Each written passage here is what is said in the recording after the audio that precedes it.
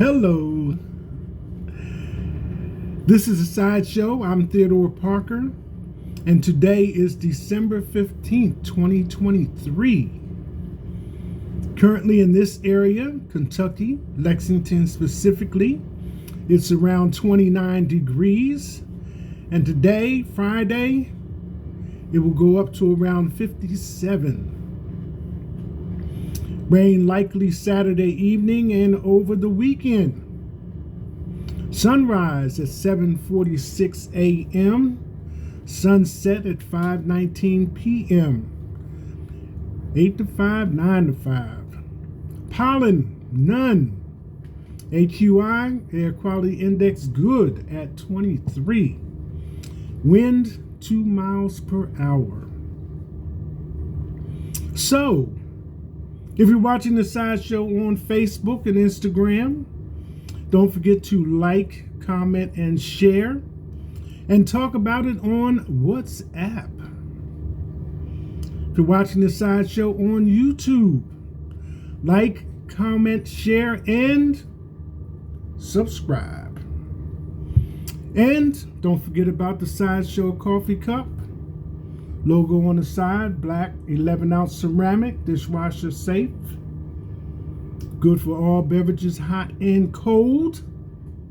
Buy from me for $17 plus shipping and handling. Pay me through Cash App, $TR Parker 1. So, some people might say TGIF into this holiday season. It is Friday, December 15th, 2023. 10 days to go to Christmas.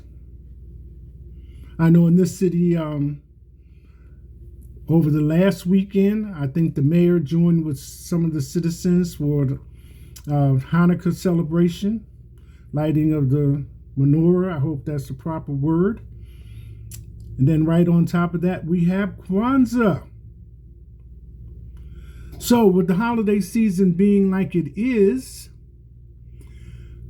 and me having the interest that I have, to kind of start things off, I found an article that kind of fits in with my advice that I give you on food and health and trying to, like I say, during the holidays between eating and shopping, there is going to be some stress, but how to keep that stress to a minimum. So this particular article comes from, or is written by, Serena Del Salvio, PhD candidate in genetics and genomics at Texas A&M University, which just so happens to be a public research university. So the article is entitled, How Cinnamon, Nutmeg, and Ginger Became the Scents of Winter Holidays, Far from Their Tropical Origins. So let's just get into it. This is a short read.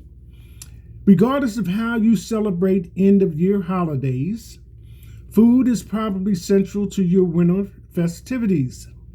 And a trio of spices, cinnamon, nutmeg, and ginger, feature in many dishes and drinks and are an unmistakable part of the scent profile we associate with the holiday season. As a plant scientist, I was curious to know how these spices, grown in the tropics, became so closely associated with the Northern Hemisphere's winter holidays. One hand shakes the other. Global, international. Just as cranberries' fall harvest makes them a natural choice for Thanksgiving, I thought that perhaps the seasonality of spice harvest has something to do with their use during the winter months. However, this doesn't appear to be the case. When it comes to growing spices, producers are playing the long game. Growing holiday spices. Take ginger, which features in both sweet and savory recipes, in many cuisines worldwide. Ginger roots take between 8 and 10 months to fully mature. The plants can be harvested at any time of year if they are mature and haven't been exposed to cold or wind. That timing is important because harvesting ginger means uprooting the whole plant to get to the rhizomes growing underground. Rhizomes function like underground stems, storing nutrients for the plant to help it survive the winter. Once cold weather signals to the plant to dip into its underground supply of nutrients, the quality of the harvested ginger will decline significantly. Nutmeg comes from grinding seeds of the Mystica fragrance tree, an evergreen that's native to Indonesia. The trees start flowering in their 6th year, but peak production comes when they are closer to 20 years old. Workers harvest fruit from the trees, which typically grow to heights of 10 to 30 feet, 3 to 10 meters, using long poles to knock the fruits down. For spice production, the fruits then are dried in the sun. Nutmeg comes from grinding the inner seed kernels. Its sister spice, mace, comes from grinding the tissue that envelops the seeds. Since this plant yields 2 spices, the long wait for the trees to mature is worthwhile for producers. Cinnamon is made from the bark of 2 trees, Cinnamomum verum for cinnamon sticks and Cinnamomum cassia for ground cinnamon. The 2 types have different textures and flavor profiles, but both are made from the outermost layer of the tree's bark. Production typically starts after a tree is 2 years old. Peeling bark from cinnamon tree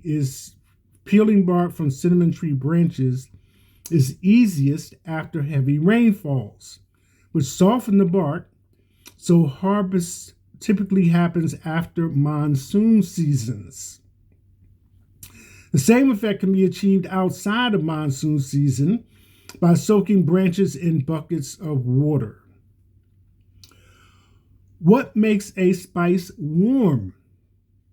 Cinnamon, ginger, and nutmeg all are widely described as warm spices, which probably has less to do with where they come from and more with how they affect our bodies.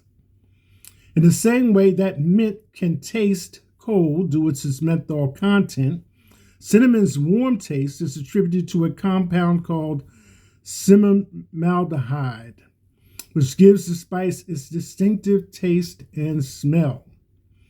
This chemical tricks our nervous system when we eat it by triggering the same pathway that perceives warmth, much as capsaicin in peppers triggers feelings of pain. Cinnamaldehyde also helps decrease blood glucose levels, so enjoying some cinnamon tea after a big Christmas dinner can help stop your blood sugar from spiking. Cinnamon has been used for thousands of years in traditional medicine across Asia for its antibacterial properties and as a digestive aid. Christopher Columbus' first voyage west across the Atlantic sought to find a direct route to Asia to purchase cinnamon and other spices directly where they were grown. Indeed, the spice trade can be seen as a microism for the story of globalization, with all of its associated benefits and harms. Spicing up our health and digestive systems. Ginger and nutmeg don't trick our nervous system into feeling warm, but they both contain a myriad of compounds that aid in digestion and can fend off viral and bacterial infections.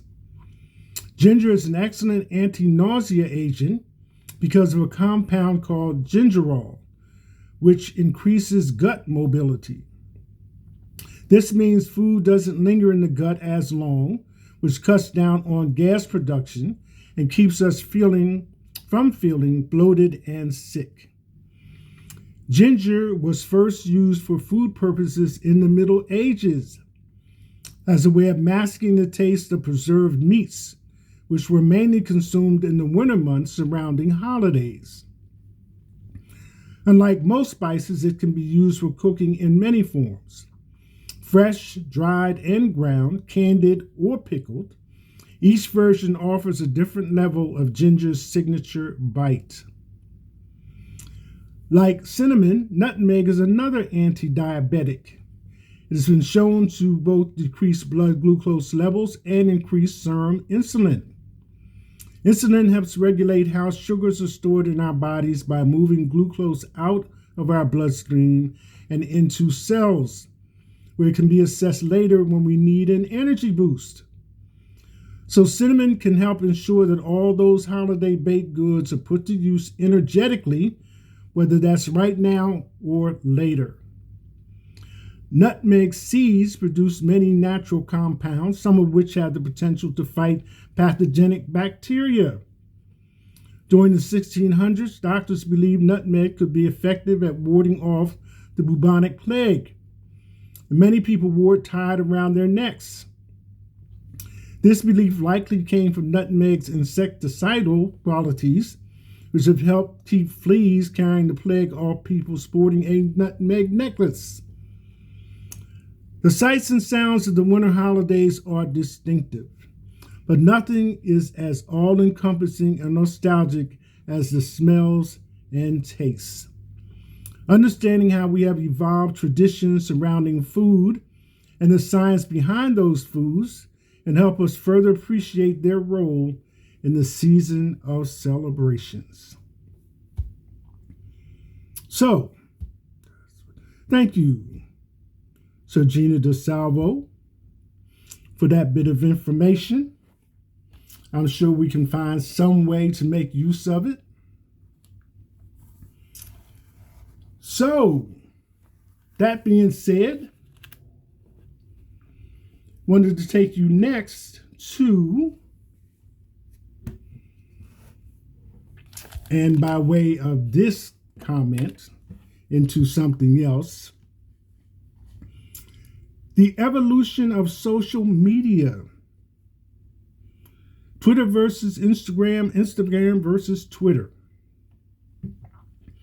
And this is going to tie into something which I'm going to state at the conclusion of this little segment right here. So, as it stands, Facebook came on the scene in 2004. YouTube in 2005. Twitter in 2006. Instagram in 2010. And Google in 2011. In 2012, Facebook goes public, negotiating a share price of $38 apiece, valuing the company at $104 billion, the largest valuation to date for a newly listed public company. In 2012, Facebook acquires Instagram for $1 billion in cash and stock. In 2022, Twitter is acquired and taken private by businessman Elon Musk in a $44 billion deal.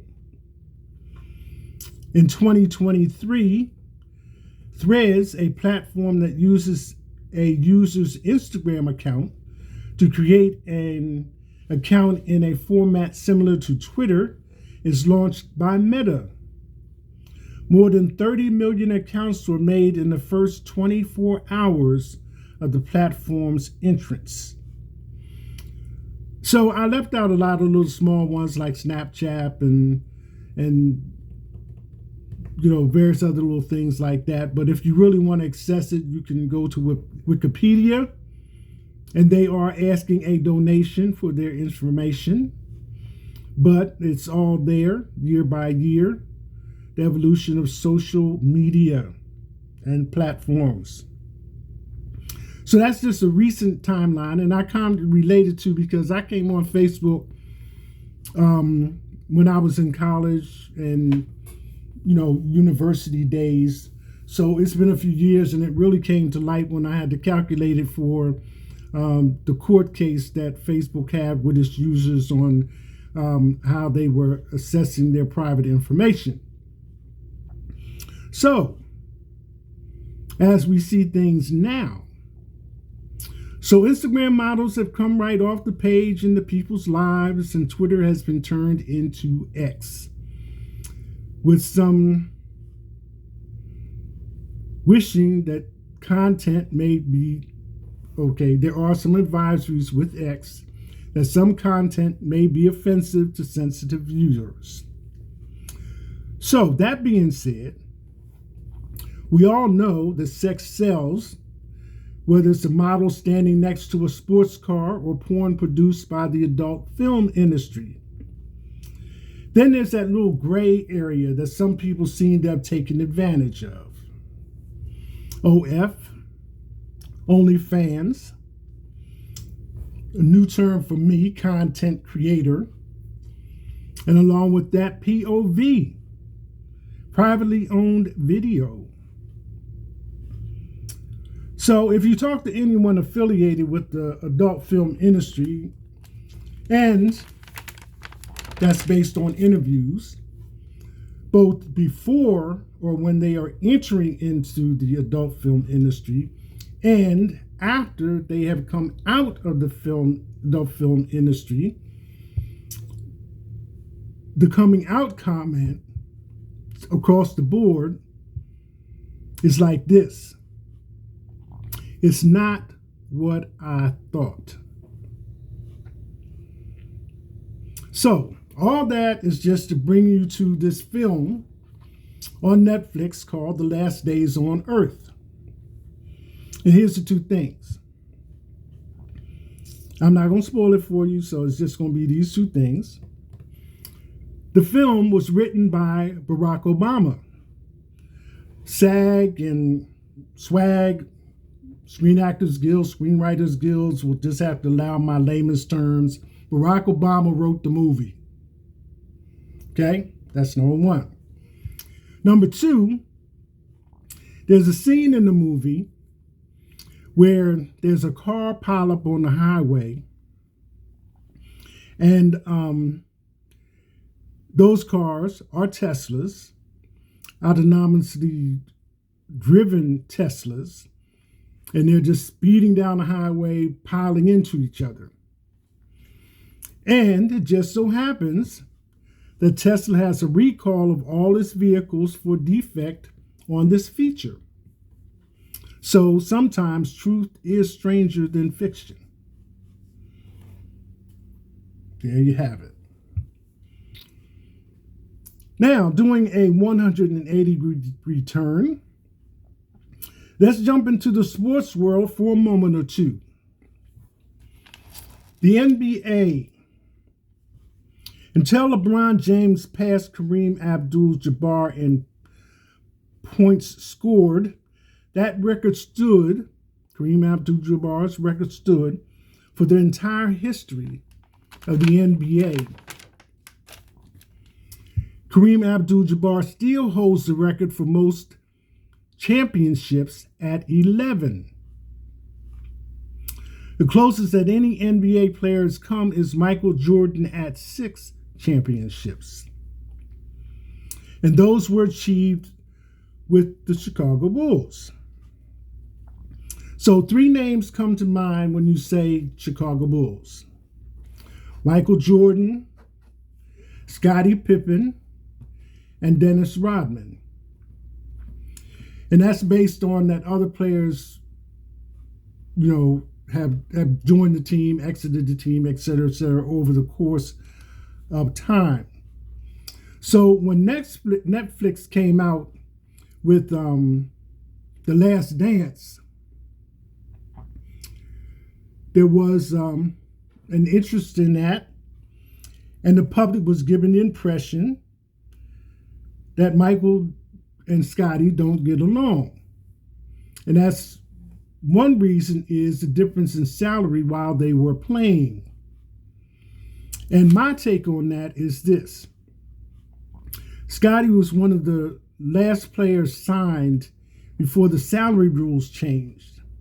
And that's like getting a raise on your job, and then everybody that's a new hire gets what starts at what you have been raised to, if you follow me on that.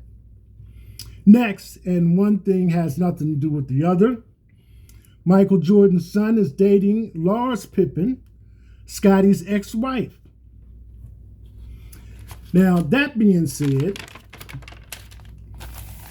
the NBA has its Hall of Fame, and it's true, as is true of all sports. Now the NBA has come with the Ring of Honor, and the first inauguration is coming. So here's what Sir Charles Barkley had to say. Charles Barkley has his popcorn ready for the Chicago Bulls' strange Ring of Honor ceremony. And as you probably already know, putting a comment or a question in a search engine will get in a search engine will get you numerous and various returns. So this particular one is taken from the Dan Patrick Show, and this a couple of days ago on the 13th. So let's get into it. The Chicago Bulls recently announced the franchise's first Ring of Honor ceremony to celebrate 1990s icons like Michael Jordan, Scottie Pippen, and Dennis Rodman, and Charles Barkley can't wait. Barkley competed against the Bulls dynasty and lost to it in the 1993 NBA Finals. But even he can't wait to soak up the awkwardness on January 12th when those former teammates reconvene in Chicago. You know what? I gotta go. Joked on the Dan Patrick Show on Wednesday, Barkley. I'm just going to sit back in the corner and stare. Please don't have it a night I gotta work, because I want to go there and be a fly on the wall. Barkley then chortled that the only way the Bulls can get a crowd is a Ring of Honor night, so the team should actually do one player per game for a while to milk attendance. But considering the fallout from Jordan's son getting engaged to Pippen's ex-wife, lingering tensions over The Last Dance, and the way head coach Phil Jackson flamed out of the NBA since leaving the Los Angeles Lakers, it simply may be too much personality and star power for one arena. I'm going to have to go to Chicago that day just to see it, Barkley added. You talk about weirdest, uncomfortable. Uncomfortable won't do it justice. Barkley and Jordan notoriously had a falling out years back and are no longer close friends. But Barkley is never going to hold back about matters of sports or life. So of course he wants to attend January's suddenly most interesting night in the NBA. So there's just a few things that's going on. Thought I'd bring it to you today, Friday, December 15, 2023, during this year's holiday season.